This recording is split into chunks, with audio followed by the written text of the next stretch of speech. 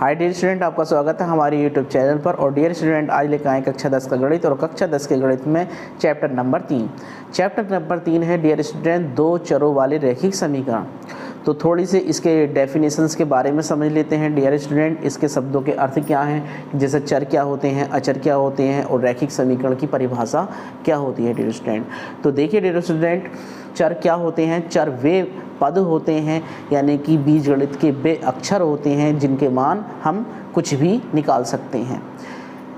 जैसे x हो गया, y हो गया, z हो गया, कोमा a हो गया, b हो गया, c हो गया। तो ये डियर स्टूडेंट क्या हैं, ये अक्षर हैं और इनके मान कुछ भी हो सकते हैं, यानी कि ये चर हैं। और डियर स्टूडेंट अचर क्या होते हैं। अचर कांस्टेंट होते हैं जिनके मान निश्चित होते हैं, जिनके मान नहीं बदले जा सकते हैं, वो क्या होते हैं डियर स्टूडेंट, अचर कहलाते हैं। जैसे सभी गिनतियां यानी कि सभी अंक क्या हैं डियर स्टूडेंट, ये अचर हैं। यानी कि 5 है तो 5 का मान निश्चित है, 5 ही रहेगा डियर स्टूडेंट। 6 है तो 6 का मान 6 ही रहेगा। 7 है तो 7 का मान 7 ही रहेगा। तो ये सब क्या है डियर स्टूडेंट, ये सब अचर हैं, यानी कि सभी अंक अचर हैं। और डियर स्टूडेंट जो रैखिक समीकरण है, जो लीनियर इक्वेशन है, तो वो डियर स्टूडेंट क्या होती है, वो होती है जिन समीकरणों की चर की घात अधिकतम 1 होती है डियर स्टूडेंट, उसको क्या कहते हैं, एक रैखिक समीकरण कहते हैं। जैसे डियर स्टूडेंट अगर हम एक एग्जाम्पल लिखना चाहें यहाँ पर, जैसे ax प्लस by बराबर 0, या डियर स्टूडेंट यहाँ लिख लेते हैं 3x माइनस का 5y बराबर 1। तो ये डियर स्टूडेंट क्या है, ये भी रैखिक समीकरण है और ये भी रैखिक समीकरण है। क्यों है, क्योंकि इनके चर की घात क्या है डियर स्टूडेंट, 1 है अधिकतम। यहाँ भी देखिए डियर स्टूडेंट 1 है और यहाँ भी 1 है। तो जिनके चर की घात यानी कि जिन समीकरणों के चर की घात अधिकतम 1 होती है वो रैखिक समीकरण क्या कहलाती हैं, रैखिक समीकरण कहलाती हैं। तो डियर स्टूडेंट इन परिभाषाओं का एक स्क्रीनशॉट ले लीजिए। तो देखिए डियर स्टूडेंट, अगर दो रैखिक समीकरणों का युग्म दे रखा है, कैसे कि a1x plus b1y plus c1 बराबर 0, पहली एक रैखिक समीकरण है। और दूसरी रैखिक समीकरण दे रखी है a2x plus b2y plus c2 बराबर 0। तो डियर स्टूडेंट इनमें कुछ संबंध होते हैं और बहुत ही ज़्यादा इम्पोर्टेंट संबंध हैं, क्योंकि इन्हीं के द्वारा पूरी अभ्यास होनी है। और डियर स्टूडेंट ये कई कंपटीशंस में भी क्वेश्चन इसके द्वारा पूछे जाते हैं। तो देखिए डियर स्टूडेंट इनके ये a1 b1 c1 और a2 b2 c2 ये क्या है डियर स्टूडेंट, अचर हैं, यानी कि कुछ भी संख्याएं हो सकती हैं। और डियर स्टूडेंट x और y ये क्या है डियर स्टूडेंट, ये चर हैं। तो डियर स्टूडेंट इनमें कुछ संबंध हैं कि पहला संबंध है, यदि a1 अपॉन a2 बराबर नहीं है b1 अपॉन b2 के, तो रेखाएं एक बिंदु पर प्रतिच्छेद करेंगी और इनका एक अद्वितीय हल होगा। जब इनका डियर स्टूडेंट एक अद्वितीय हल होगा तो ये रेखाएं क्या होंगी, संगत समीकरण युग्म के रूप की होंगी, यानी कि इनका हल एक संगत हल होगा।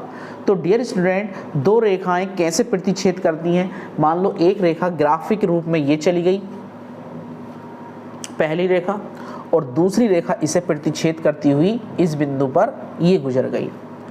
तो जब दो रेखाएं एक बिंदु पर प्रतिच्छेद करती हैं तो वो प्रतिच्छेद बिंदु ही रेखाओं का हल कहलाता है, यानी कि x का और y का मान हमें वहीं पर प्राप्त हो जाएगा। क्योंकि जब हम नेक्स्ट अभ्यास करेंगे तो हम उसमें बनाएंगे ग्राफ, तो जहाँ दो रेखाएं एक दूसरे को प्रतिच्छेद करेंगी तो वही उनका हल होगा, यानी कि एक उनका अद्वितीय हल होगा।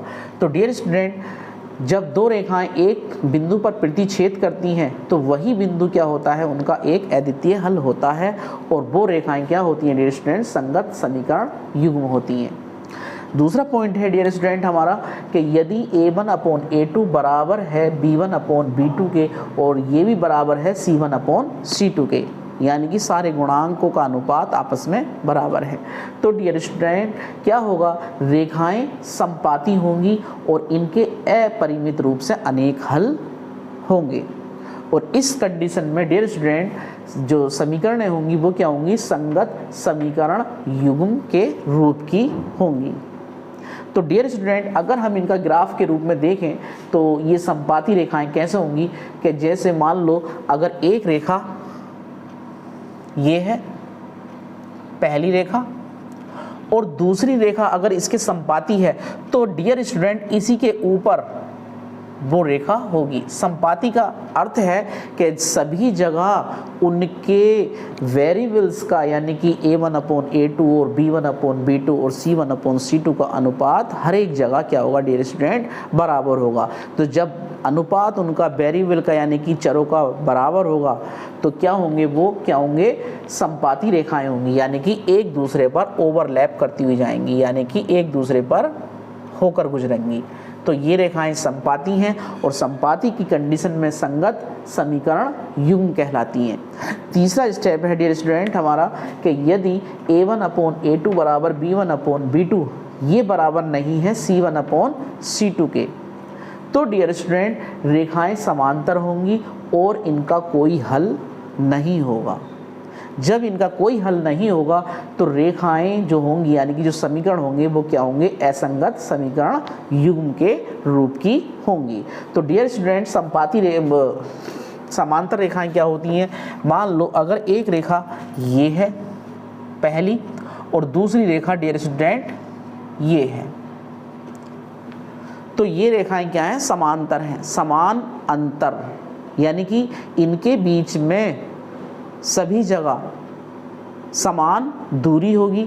यानी कि अगर यहाँ पर डियर स्टूडेंट यहाँ पर नाप के देखेंगे तो यहाँ भी 2 सेंटीमीटर और यहाँ हम नाप के देखेंगे तो यहाँ भी 2 सेंटीमीटर। एक एग्जाम्पल के तौर पर बता रहे हैं डियर स्टूडेंट कि इनके सभी जगह अंतर क्या होगा, समान होगा। ये रेखाएं एक दूसरे को किसी भी बिंदु पर स्पर्श नहीं करेंगी, ना एक दूसरे को प्रतिच्छेद करते हुए गुजरेंगी।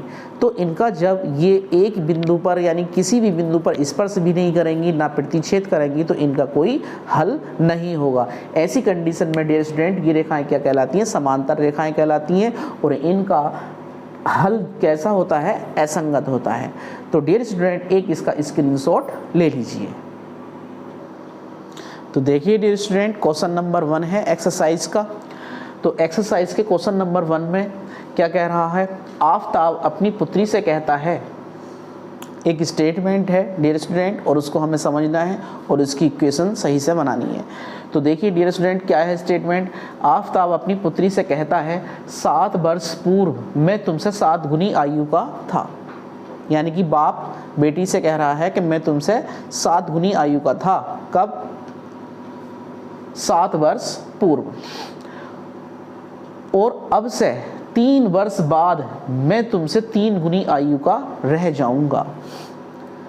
इस स्थिति को बीजगणितीय और ग्राफीय रूपों में हमें व्यक्त करना है डियर स्टूडेंट। तो देखिए डियर स्टूडेंट हमें इसमें थोड़े से क्या करने हैं, जैसे ये कह रहा है 7 वर्ष पूर्व, तो पूर्व का अर्थ है डियर स्टूडेंट पहले की आयु। जैसे अब हम इस समय मान लो 30 वर्ष के हैं तो हम 7 वर्ष पूर्व यानी कि पहले कितने के होंगे, यानी कि 7 साल कम के होंगे। और अगर कहता है कि 7 वर्ष पश्चात या 7 वर्ष बाद हम कितने के हो जाएंगे तो हम 7 साल बड़े हो जाएंगे, यानी कि हमारी आयु 7 साल और ज़्यादा हो जाएगी। तो ये स्थितियाँ हमें समझनी है कैसे ज़्यादा होती है और कब कम होती है डियर स्टूडेंट। तो आफताब की और उसकी पुत्री की हम वर्तमान आयु मान लेते हैं। तो डियर स्टूडेंट जब हम इसे सल करेंगे तो क्या होगा, मान लेंगे डियर स्टूडेंट कि माना आफताब की वर्तमान आयु x वर्ष और डियर स्टूडेंट पुत्री की मान ली हमने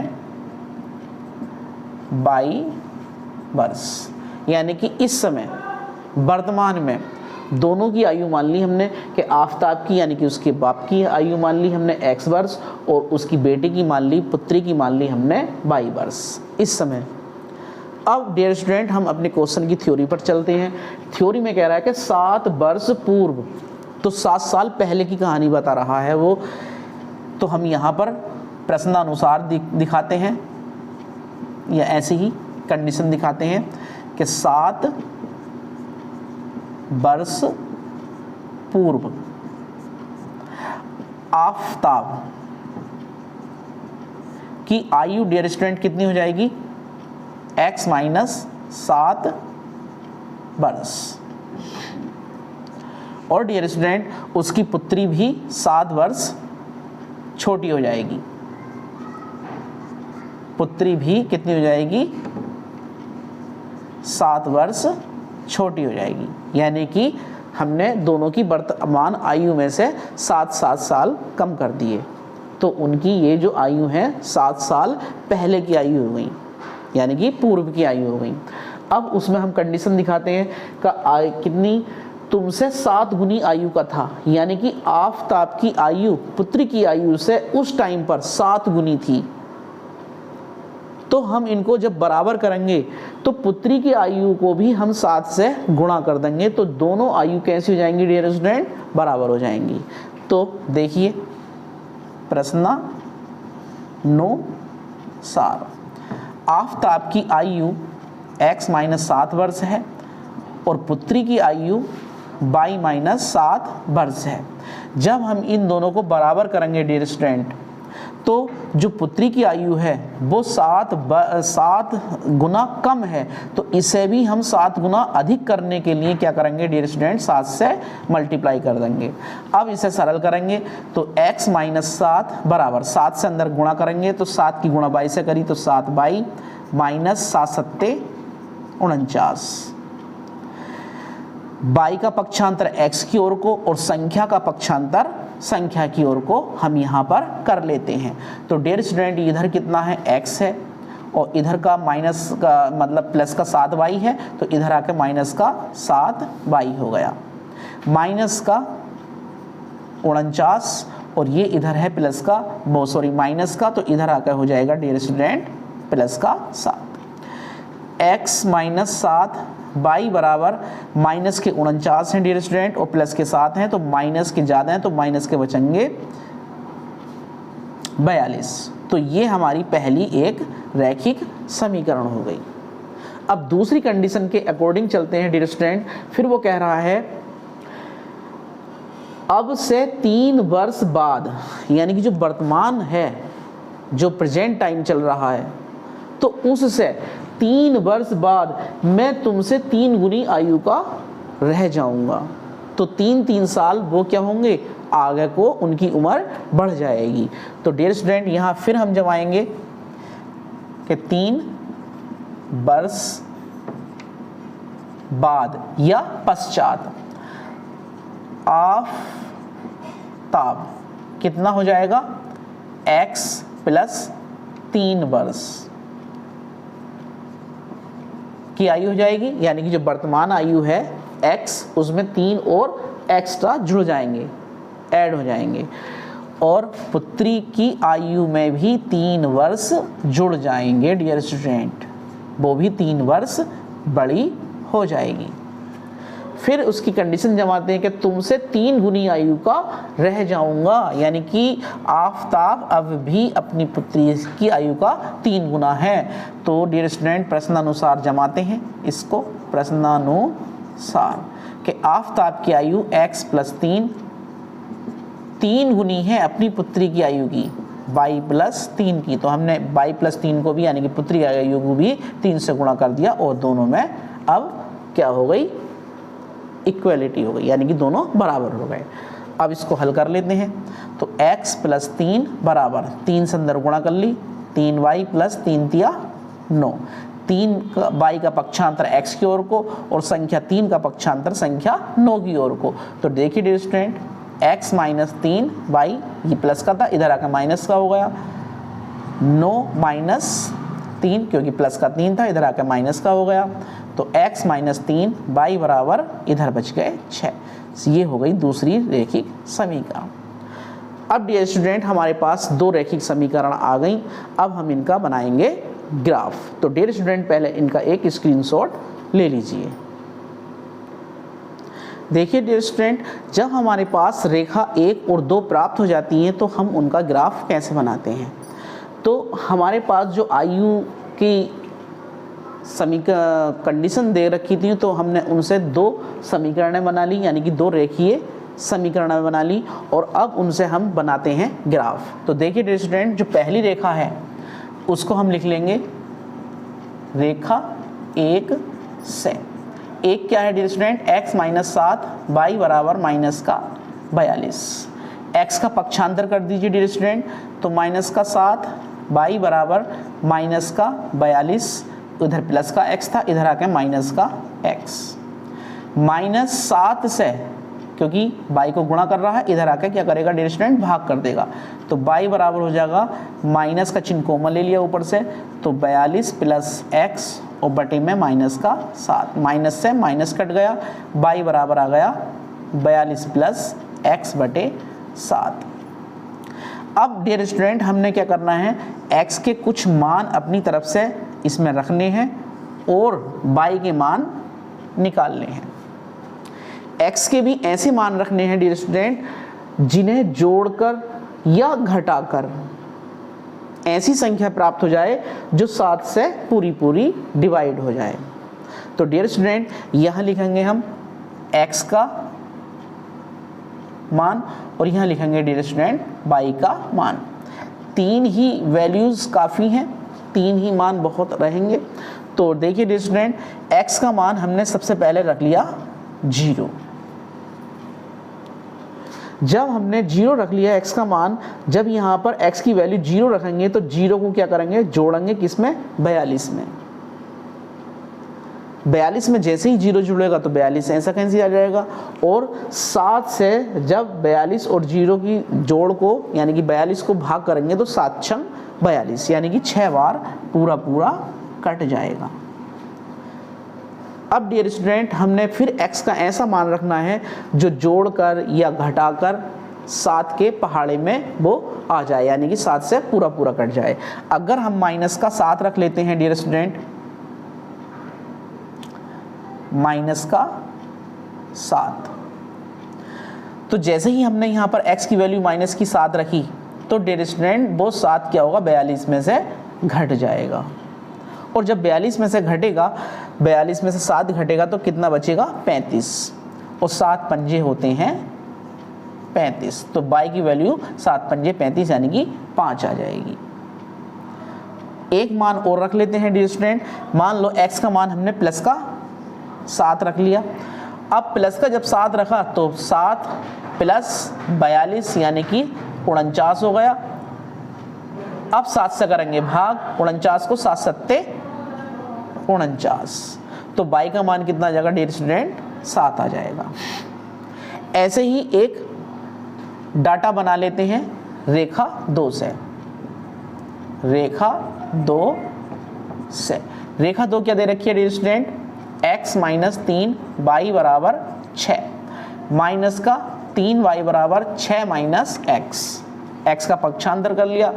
अब माइनस से चिन्ह चेंज कर दो डियर स्टूडेंट, तो 3y बराबर हो जाएगा x प्लस का हो जाएगा और माइनस का 6, चिन्ह चेंज हो गए माइनस से। अब 3 से कर करेंगे डिवाइड, तो y बराबर हो जाएगा x माइनस 6 बटा 3। ऐसे ही एक डाटा इसका बना लेते हैं और 3 ही मानों की जरूरत पड़ेगी, 2 से भी काम चल जाता है, x का मान y का मान। अब डियर स्टूडेंट हमने x के ऐसे मान रखने हैं जो 3 से डिवाइड हो जाएं, यानी कि जुड़कर या घटकर ऐसी संख्या आ जाए इस समीकरण में जो 3 से भाग हो जाए, पूरी कट जाए। तो हम ऐसे ही मान रखेंगे डियर स्टूडेंट, जैसे x का मान क्या रखेंगे, सबसे पहले 0। जैसे ही हमने 0 रखा यहाँ पर x की जगह, तो 0 माइनस 6 बटे 3, कितना बचेगा डियर स्टूडेंट, माइनस का 6 बटा 3, 3 दूनी 6, तो कितना बचेगा y का मान, माइनस का 2, जब हमने 0 रखा। अब डियर स्टूडेंट एक मान और सोचते हैं ऐसा, x का मान मान लो हमने प्लस का 6 रख लिया डियर स्टूडेंट। जैसे ही 6 रखा तो 6 माइनस 6 बटे 3, 6 में से 6 जाएगा 0 बचेगा और बटे 3, 3 से 0 को भाग करेंगे 0, यानी कि y की वैल्यू 0 आ जाएगी डियर स्टूडेंट। अगर एक मान और रख लेते हैं डियर स्टूडेंट सोचकर कि अगर हम x की वैल्यू 12 रख लेते हैं, x बराबर 12, x का मान 12, तो जैसे ही हमने यहाँ पर 12 रखा डियर स्टूडेंट तो कितना हो जाएगा 12 माइनस 6 बटे 3, 6 घटा दो 12 में से कितना बचेगा 6 बटे 3, 3 दूनी 6, तो y का मान कितना होगा डियर स्टूडेंट प्लस का 2। अब हमारे पास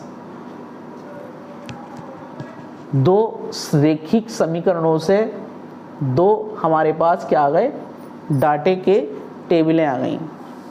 अब इन टेबलों की सहायता से यानी कि जो बिंदु हैं हमारे पास, इनकी सहायता से डियर स्टूडेंट क्या बनाएंगे, एक ग्राफ बनाएंगे। ग्राफ के लिए हम पटरी से या पैमाने से या स्केल से क्या करेंगे, x और y अक्षें खींच लेंगे। सबसे पहला काम x अक्ष और y अक्ष खींच लेंगे। ये हमारी क्या है डियर स्टूडेंट, x अक्ष है और ये डियर स्टूडेंट है हमारी y अक्ष, और ये है हमारा मूल बिंदु 0,0।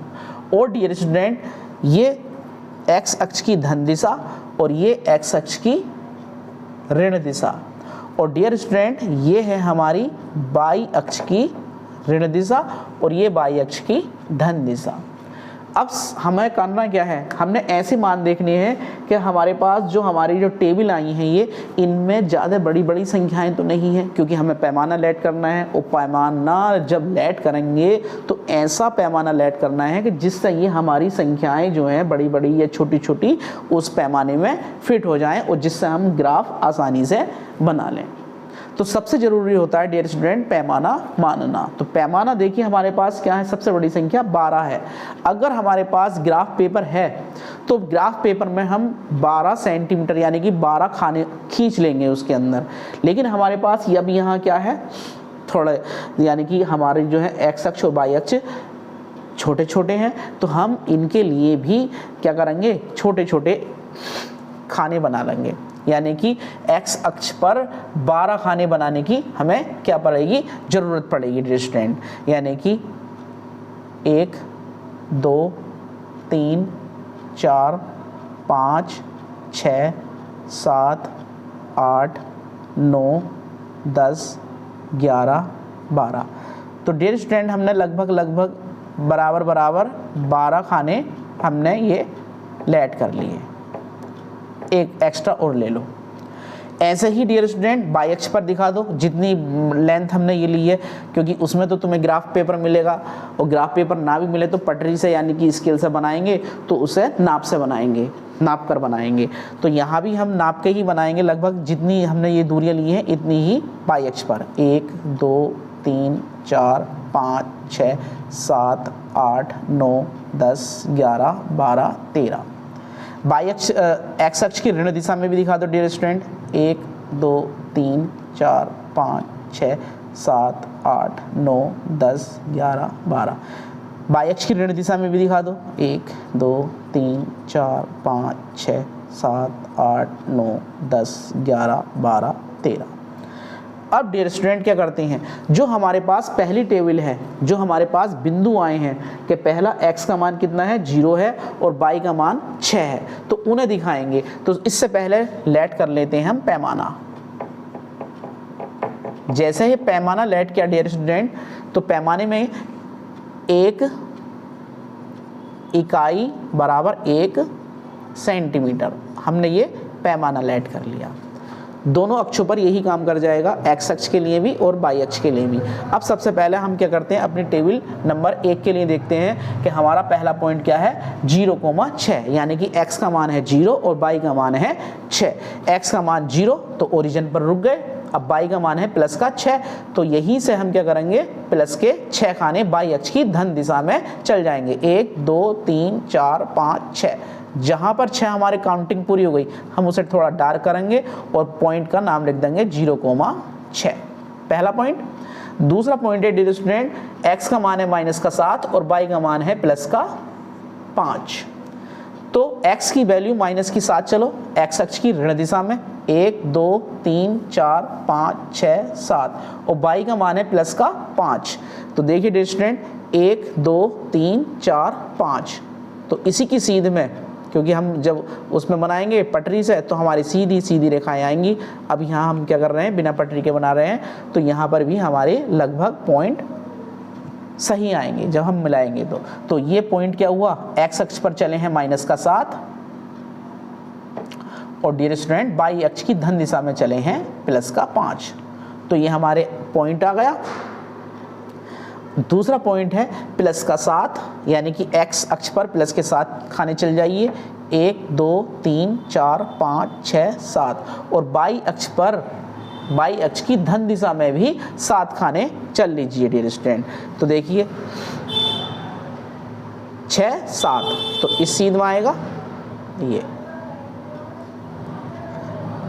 तो इसका पॉइंट का नाम हो गया डियर स्टूडेंट 7,7, यानी कि x पर भी +7 चले हैं ये, और y अक्ष पर भी धन दिशा में कितना चले हैं 7। अब जैसे ही डियर स्टूडेंट इनको पटरी रखकर मिलाएंगे तो एक सीधी रेखा प्राप्त होगी।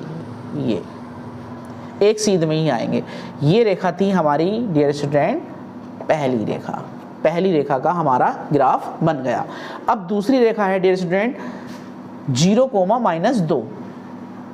पहला पॉइंट है 0,-2, यानी कि x का मान 0 और y का मान -2 1 2। तो पॉइंट का नाम लिख दीजिए डियर स्टूडेंट 0,-2।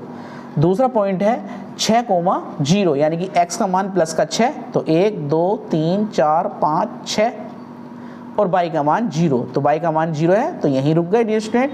इसका पॉइंट का नाम लिख दीजिए 6,0। दूसरा पॉइंट है डियर स्टूडेंट x का मान है 12 और y का मान है 2, यानी कि x अक्ष पर 12 चल जाइए। तो देखिए डियर स्टूडेंट 1 2 3 4 5 6 7 8 9 10 11 12 और y का मान है +2, तो y अक्ष की धन दिशा में 2 लगभग ये आ रहे हैं इस सीध में। तो ये हो गया हमारे पास x का मान है 12 और y का मान +2। अब 3 पॉइंट हमारी दूसरी रेखा के भी ये प्राप्त हो गए, और जैसे ही इन पर पटरी रखकर रेखा काटोगे डियर स्टूडेंट तो ये भी एक सीधी रेखा ही प्राप्त होगी। तो डियर स्टूडेंट इसे लेके देंगे रेखा नंबर 2। तो डियर स्टूडेंट दोनों रेखाओं के हमारे पास क्या हो गए, ग्राफ बन गए हैं।